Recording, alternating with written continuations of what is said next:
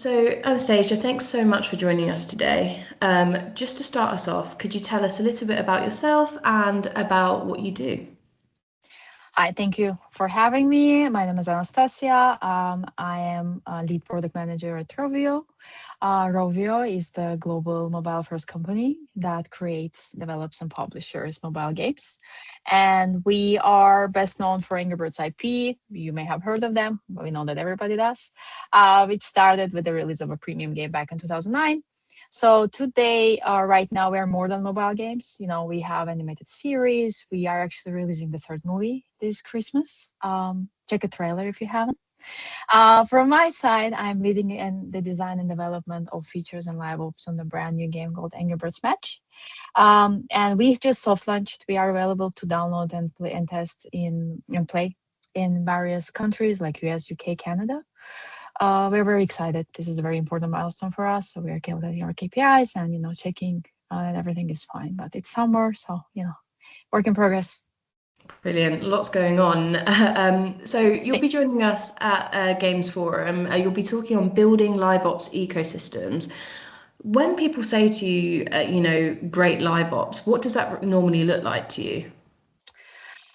That's a good question because it changes. Of course, it's not something static. Like great live ops change today, as of now. For me, it's like a synchronized orchestra. Like live ops for every genre increasingly become the main system for the player to progress and engage. Like timed events, new content, some social loops, they're all in the center of a gameplay experience. And this all creates this seamless harmony of those elements, that transform the player from the simple core loop into dynamic ecosystems. And at its core, the great live ops for me mean that when the player opens the app, they aren't just playing the static game, they're stepping into this time-sensitive social seasonal experience. I like a great example right now, I would say, like for example, Monopoly Go. Like they are contributing with Simpsons IP and they're everywhere and you are feeling the part of this world. And this is mainly because of the live ops and all the way that it is presented to the player. And just going off a little bit about what you were saying, but what does building a good live ops ecosystem look like? I know you're going to touch on this a little bit more in your talk, but on paper, what would you say that building that ecosystem looks like? Well, there are various pillars to that. Like, of course, there is a foundation. We need to make sure that the core loop is closed. Like, there should be the currency chase and the loss aversion that, but all the events, all the time, all the live ops or features I'm talking about, at the bottom line, they will make sure that players get more currency or more energy, more resources to continue playing and continuing the session. On top of that, of course, there is a building of this whole core to event progression. Like if to give an example of how it was done and how it is right now, like if you look at the Candy Crush, in the Candy Crush, you will play a level and you will be stuck. And it means that's it. Like you need maybe to use some resources, but the game will not help you to progress in any way. In Royal Match, it's different. Royal Match created this feeling of urgency of playing and finishing the level so you can continue and progress in all those live ops, which is a different mindset. It is match 3 2.0. The main thing is that the game will help you to progress with that level. You will not be stuck there forever. Like in my personal experience, I think I was stuck on Candy Crush level for 3 weeks or so. But in Royal Match, it was after 18 tries, the game helped me anyway. So this mindset switched, from core first to the live ops first. So we have the foundation, we have the structure, so shifting focus from core to event progression. Now, of course, there is this bespoke event-driven seasonality with the different events and different IP collaborations and different skinning. So it's Halloween, let's do it Halloween. It's Christmas, let's do it Christmas. Brilliant. And you've given a few examples there. You've mentioned Monopoly Go being sort of at the forefront of, Yes. The industry. How would you describe the live ops strategy having changed over the last 5 years? Have you seen a considerable difference? Yeah, I think before it was more maintenance strategy. Let's just make sure that everything is working correctly and feeding the core the most. And now it's more like game experience itself. Like before, it was like we just make sure that when the player comes, they got their daily reward, they got their retention reward, they got some task to do, especially if you look at the 4X or RPG games. But right now it's so much more than that, especially seasonality, and the social aspect is much more important. With Monopoly, the way that it was introduced with the baking event and how you are choosing who you are playing with, or right now, like Monopoly doesn't have clans, for example, and it is something that is by choice, because you as a player, you decide who you want to play this event with, and it's event-based basis, which is the best part, because in clans you're gonna stuck with the players you are not happy with. And this is a very conscious choice by Monopoly. I think this also goes into direction. Yes, social is important, but it doesn't have to be fixed as it is like in 4X or RPG. And I guess going off of that, what do you think is going to change over the next 5 years in the future? This is so hard.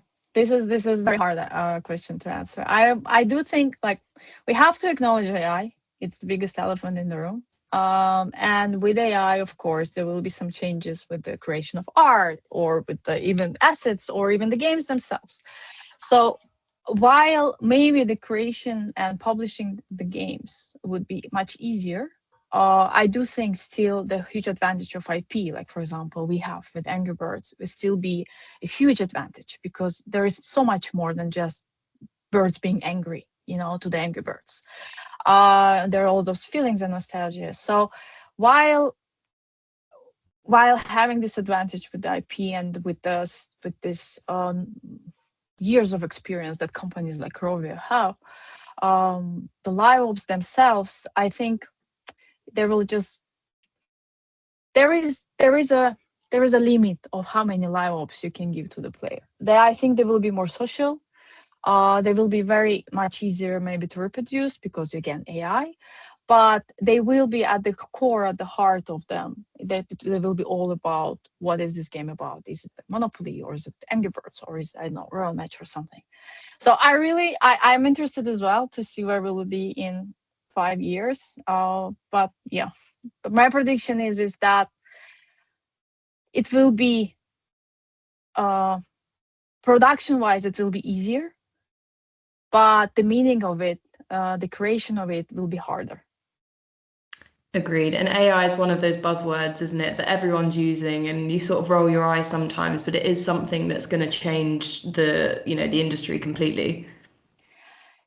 It does currently, yes, it does. But as I said, AI is very great at recreating stuff, but not creating from scratch. Like somebody who is very good at AI can completely copy paste Angry Birds, but everybody will know that this is not the original.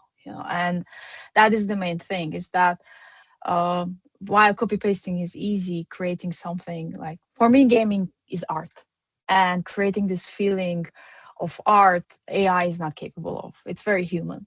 So yeah, let's see. But my prediction is that it will not replace the game design as it is. It can help, but will not replace. For sure. No, I totally agree. And last question, what do you hope will be the key takeaway from your session when you join us at Games Forum? I hope that the visitors, the listeners, they will understand how LiveOps are actually so much important today, and how every player is different. So, the segmentation and the personalization of everything for the players will need to be kept in mind when LiveOps or features are designed. Because it's so much more than just having some event for a player. There should be so much more personalization, and this needs to be done from the start, like from the very, very beginning, because it's a lot of work and a lot of thought, a lot of design. Thank you so much for taking the time to speak to us, and we'll see you at Games Forum. Yeah, thank you for having me.